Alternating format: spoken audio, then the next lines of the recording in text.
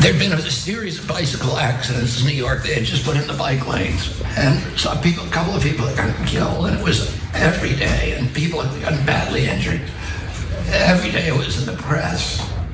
And so I thought, I wasn't drinking, of course, but people were drinking with me who thought this was a good idea. And I said, I had an old bike in my car that somebody had asked me to get rid of it. I said, let's go put the bear in Central Park and we'll make it look like he got hit by a bike.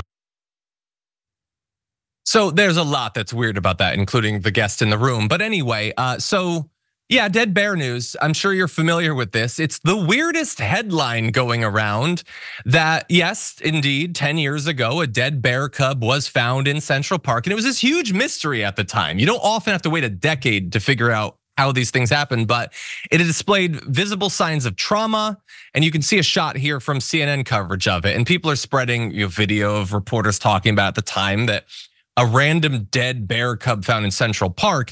You don't expect that. Now, in the wake of the story coming out, one of the reporters who've been working on it, you can see right here from the New Yorker, has a shot of apparently RFK Jr., I guess, posing with the dead bear cub to make it look like it's biting his hand. Just want to remind everyone, that is an animal corpse that's been being toted around in a car at this point in the sun, that you're posing with. And look, this is a criticism of RFK Jr. He's not the only one that thinks it's really cool to pose with dead animals. Lots of guys on the right do that. But anyway, so how did he get to the point where he's dumping a bear carcass in Central Park? Well, he says, so I pulled over, I picked up the bear and put him in the back of my van because I was gonna skin the bear, and it was in very good condition, and I was gonna put the meat in my refrigerator. You know how you eat bear, right? He was gonna do that. He was gonna eat bear roadkill like rich people do. And you can do that in New York State. You can get a bear tag for roadkill bear. I guess it's a thing. However, Kennedy then revealed he continued falconing longer than expected before going to dinner at a steakhouse in the city. The dinner ended late, and Kennedy realized he had to catch a flight and would not be able to make it home to drop off the dead bear. So he concluded the next day, so he goes and drops it off. He decides he's gonna sort of try to make it seem as if it was hit by a bike or something like that, and he drops it off there.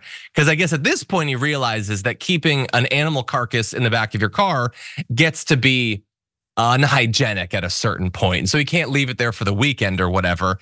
And then eventually it's on every television station, front page of every paper.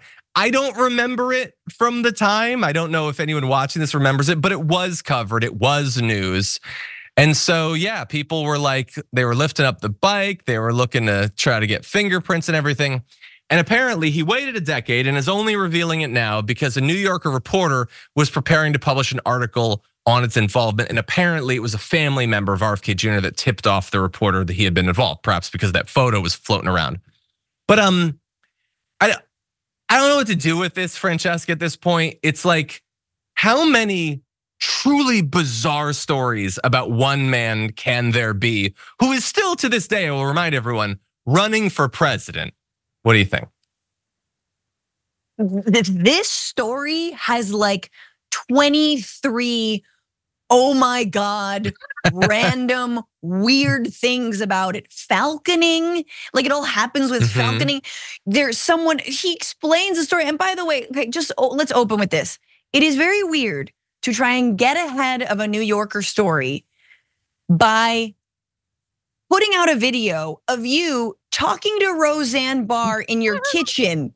Like I'm gonna go with the New Yorker story. I think that would probably be a more favorable account than you being like, anyway. And it's like a 5-minute long story that gets weirder and weirder by the minute. Yes, he saw a woman who hit a bear cub. He takes the bear cub, puts it in his car, and then spends the entire day falconing. By the way, as you mentioned, he was gonna skin it, eat the bear. But we're mad at Kristi Noem for putting down a dog. I don't know, people. This is so weird. Then staged a bike. Why would you stage it? What? And also, how would a bike kill a bear? I'm like, yeah, thank weird. you. That is my favorite part of this. How fast was this person riding their bike? Jesus. No. This person should be in the Olympics if they have the sheer force to take out a bear. But anyway, yeah, the whole thing is super weird. Why is Roseanne there? What? And by the way, he's saying that it was hit by a car. Was it hit by his car? I mean, we don't know for sure. Why is he picking up someone else's roadkill? I still think the Kristi Noem thing is weirder, but it's definitely weird. I want to remind everyone he's still in this thing. He's not polling amazingly well in the last few polls. CBS News has him at 2 points, but that could still potentially swing the election, And I just wanted to read Ave Kruth on Twitter, or this is Threads actually, the one you should be on. Follow us on Threads. A tweet that says RFK Jr.'s campaign is just a succession of Kramer subplots. And I just think that is so. He would have the bear, and he'd have the brain worm, and all the rest of it, the weird things. That is so, anyway, that is the. I don't even have a gift card to give out, but that's hilarious. That deserves true. It, exactly. Well, they're not watching it, but anyway, yeah, it's just such weird news. Anyway, just don't stop running for president. What are you doing at this point?